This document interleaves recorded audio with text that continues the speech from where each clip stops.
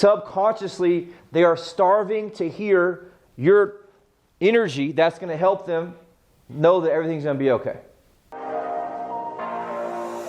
Hey, this is Sloan. I've been selling real estate over 14 years. Our team of highly trained professionals, along with our unmatched marketing, has sold thousands of homes here in the Myrtle Beach area, and this is how we do it. Third, what do you think the third one is? Somebody mentioned earlier. Yes, communication. Why? This is the second biggest killer in my opinion. Over and over and over. Specific to the communication piece, what do you think the number one killer is? I think it's just people not picking up the phone, trying to text and email their clients and lenders. You know who texts their clients all the time about deals? Millennials. Right? Period. Right? So, super important here. Right? Number one killer communication is space. Space. I'm telling you, this is huge. What's the really example I give you guys a lot? Yes, the airplane. Every time I fly, the absolute best captains tell me, hey, look, here's the forecast of today's flight. Here's what's going to happen. Smooth flight, weather 76 degrees, partly cloudy, whatever it is. May see some bumps. Now, if the captain tells me we'll see some bumps, now do I feel better or worse when I get bumps? Better, because if he didn't tell me there were bumps, all of a sudden we got bumps, what do I think? Oh, we got a problem, dude. Major problem. But here's what I notice. The more I fly, the less the pilot says, the more I get freaked out. The less the pilot says, the more I get freaked out. So the minute I have bumps and he doesn't say anything or whatever it is, like the best one, I had one recently. Hey, put the seatbelt sign on for you guys. We got some bumps coming up about 5 minutes. It'll be done in about 10 minutes. No big deal. So just stay seated for 10 minutes. We'll cut the light back off as soon as possible. So then I get the turbulence, and guess what I think? No big deal. In 10 minutes, I'll be in and out of here. But he said it up front. When there's space, people tend to think that the whole plane is going down. So when you're not communicating proactively to your people, they think the plane's going down. They think that the seller's screwing them, you're screwing them, you're trying to take their money, lender's trying to take their money. You have to make sure you manage space. Meaning that the less space there is, the more successful you're going to be in terms of closing. How do I do that? I must be proactive. I must be proactive. If they're calling you, you are proactive. That is the clear denominator, I guess you say. If your client is calling you about the closing, you have too much space. If your client's asking you what's next, what's going on, what happened, you're leaving too much space for them. They're freaking out thinking the plane's going to go down. Why is that? Because they're calling you. If I did my job right, they're not calling me asking me for stuff. You guys with me on this? Super important. They're worried about, is it annoying? Yeah. Does it suck sometimes? Yep. Is it a pain in your ass? Yep. But guess what I like a lot more? Money in my bank.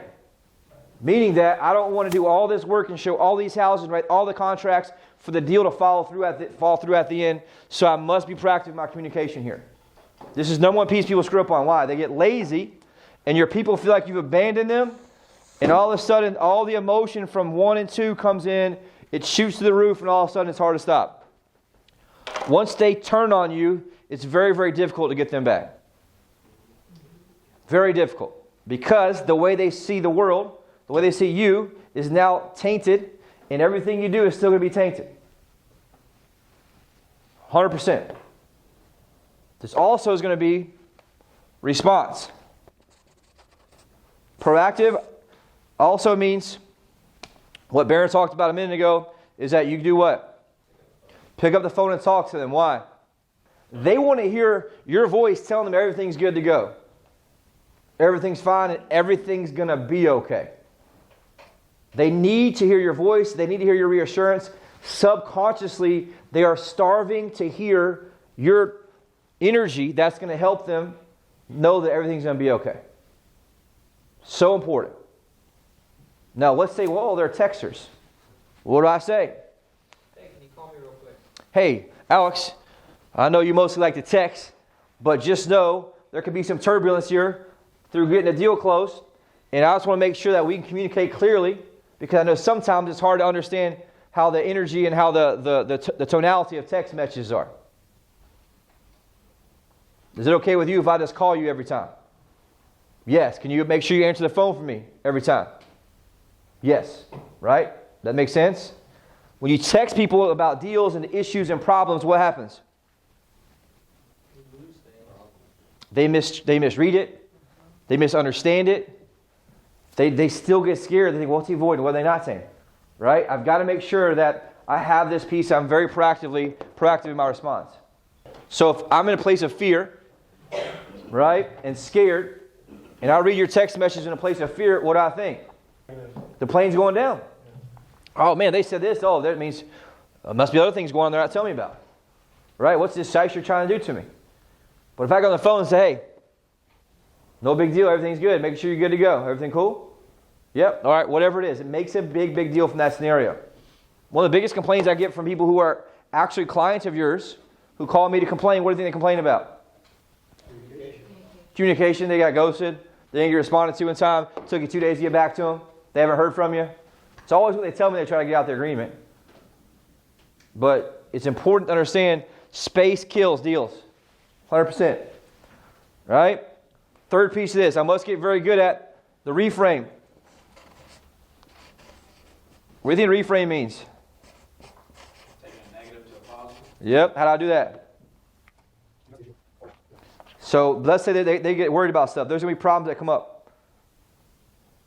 Right? Things that come up, issues that come up. What do you think it is? I need to understand what their negative is and I have to be able to turn that into a positive.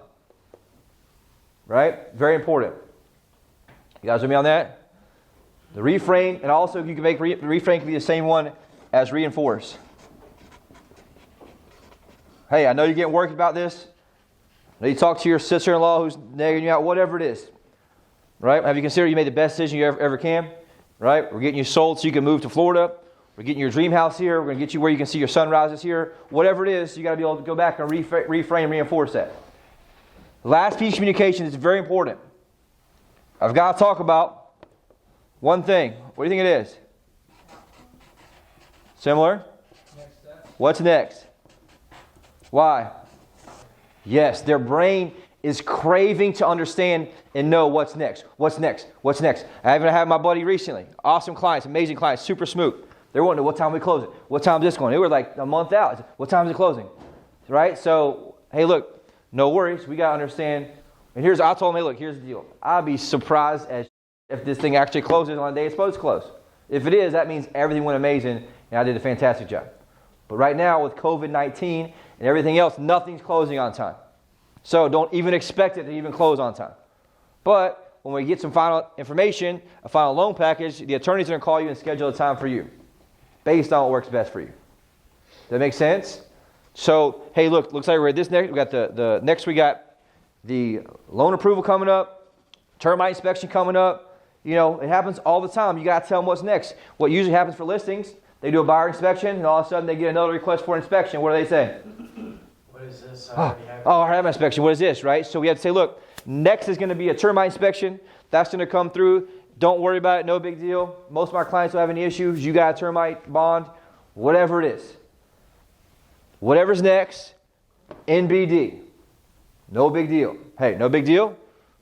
Attorney's going to call you. We don't need to have a time scheduled 35 days out. You know why? Too many things can change. So just know, no news is good news for me. Pre-frame, pre-frame, pre-frame. If I call you, there's a problem. Right? Or if Gloria or Heather, who it is, they'll talk to you most times. There's a problem. If I'm calling you, we got an issue. So hopefully we don't have to talk too much. But guess what I'm going to do? I'm going to call them proactive anyways because it makes them feel better. You guys with me on this? Make sure you're in every conversation under contract with what's next. Why? They're going to go crazy and wonder. I've talked about this all the time. The human brain always wants to connect the loop. Right? So if I give them enough to give them to loop, they're going to connect that loop. But if they don't, what are they going to do? They're creating their own loop. Search for everything that's also covered in fear. What's going to happen next? Have another inspection. We got a waiting time. They're going to be submitting their stuff to underwriting. Or from the buyer side, hey, look, what's going to happen next? I need you to get every damn thing to your lender. If they want a picture, right, of your birth certificate when you were 7 years old, you get it. Right? Whatever it is. You get them whatever the hell they need. Why is that? Because you don't have $300,000 cash to give the seller right now, and you're borrowing this money. So you better believe that whatever they ask you for, you get it for them. We clear on that, right? Set the expectation here. Because if not, what do? They complain to you. Well, the lender's asking me for all this stuff. Well, no, because you don't have money to give them. Of course they're going to ask for that, right? Make sure you have that piece there, and it sets their frame what's happening. This is the key piece right here. Last one. Outcome focus. Also known as win-win. Win-win. So, key most important piece here. I want to be finish line focused. What do you think that means? Yes. People get so caught up in the now, the chaos, the issues, that they're not finish line focused. So if I have something come up that doesn't really have to do with the finish line, it's not going to be a major issue, I don't let it ever become a major issue. Every conversation I have with them has to be about how we're getting them to the finish line. AKA whatever outcome they want is. You guys with me on this? Super important. I'm going to combine this with the next one, which is important. I must pick the right battles. This is probably the third biggest reason I see deals blow up. Pick the right battles. Super, super, super important. What do you think that means there? Why is that in here? Number one killer that I've noticed on the listing side, when I'm not dealing with the client, so let's say I'm representing the seller, deals blow up. You know what kills these deals? World savers. People out there wanting to save the manatees and shit, right? Oh, every little thing, right? You've had an example of somebody here multiple times. So you made it very clear that the seller's not fixing anything, sold pretty much as is. Very. Then all of a sudden, repair request comes in with 9+ items, nickel and diamond things. Right? What does that come down to? The expectations being managed, right, on the buy side. Now, is this the first time that happened from you with that agent? Is it the first time? Yeah. No. Did you know it was going to happen before you even went under contract? That's why I sent him that message. Yep. And so it happened in that scenario. But my point is, we have people, especially brand new, they become world savers. Which means what? They want to fight over every little thing. Yeah. Very important. You don't fight over every little thing. Why? Because the reality of the market is that shit doesn't matter. They'll just kill the deal. They're deal killers. And I got to look inside. Hey, it's deal killer. Am I a deal killer? Right? Well, and I talked to Nick about this the other day. He said, well, I have this obligation to represent my client. Right? Yes. Do I have the obligation to make sure I micromanage every little piece? Or is my job to help them get the outcome they want to buy? Right? I'm still disclosing and telling them, hey, look, this issue's here, but guess what? The reality of the market is it's a fantastic investment. Let's look at a $1,000 problem cost you $20,000 or $30,000 in buying the right investment. Don't ever let a nickel hold up a dollar. You see this happen all the time. C personality types have this happen really bad. They'll turn a molehill into a mountain. Why is that? They obsess over the small things that don't matter. Right? So we always say, look, we're not here to save the manatees, right? I'm here to get the deal done. But deal done fair to my client. And I told my client openly, hey, look, there's an issue here. But guess what? No big deal because you made the right purchase here. We're getting a fantastic value. Prices are going up like crazy. Right? There's a 5.5 million unit shortage of housing right now. And it's a fantastic long-term outcome buy. So we're not going to worry about small. But a lot of agents get triggered by the other agent. What do? They fight over everything. And I told the same person the same thing. Sent me a screenshot to his client. And he was blaming us and agreeing with the guy who was making these crazy stories about it was misrepresented in MLS and all this stuff, which was not true.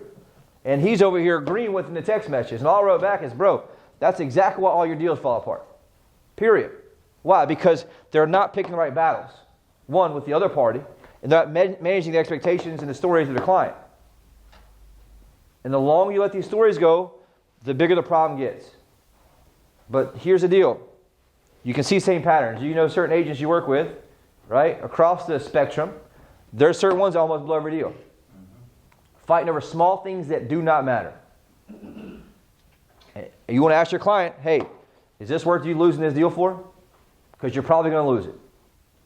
They believe that they're fighting so hard for this thing. That's why, hey, look, my job as an agent is not to get the best price for you, the lowest price for you, right? My job is to do what? Get you the absolute best property that fits your criteria at the best deal possible, without blowing it and losing it. We have so many buyers that come here, they work with other agents that weren't experiencing this. Other agents blew all the deals for them, they missed out on them, whatever it was. They're frustrated, they come to us, right? That's what this product is. And I tell them that, hey, look, my job is not to get you the lowest price. That's why we have a whole giant presentation that says, look, I'm not here to get you the lowest price, but here's the problem. 99% of agents, their only value proposition is what? I'm going to save you the most money. My job is not to save you the most money. My job is to get you the best possible property at the best possible price and make sure you acquire it. Why? I think about the long-term gain for you, which is you're going to make X amount equity, X amount rents, whatever it is. I don't want to connect with them on this piece. I connect with them that I'm the expert. That's why the presentation, the chart's so powerful. Because that differentiates me to a level I can tell them this, the truth. Which is, hey, we ain't going to ask for this. You want to, I can ask for it. We might as well just blow the deal up now. And you're going to pay more money for the next property. Right? Which is true. Okay, the buyers do not have the advantage. It's a super seller's market. Meaning that the seller doesn't just have an advantage, they have a super advantage right now. Super important to understand. Third piece, this is missed a lot, is pain versus pleasure. Pain versus pleasure. What do you think this means? I've got to be able to take them back to their pain at any time.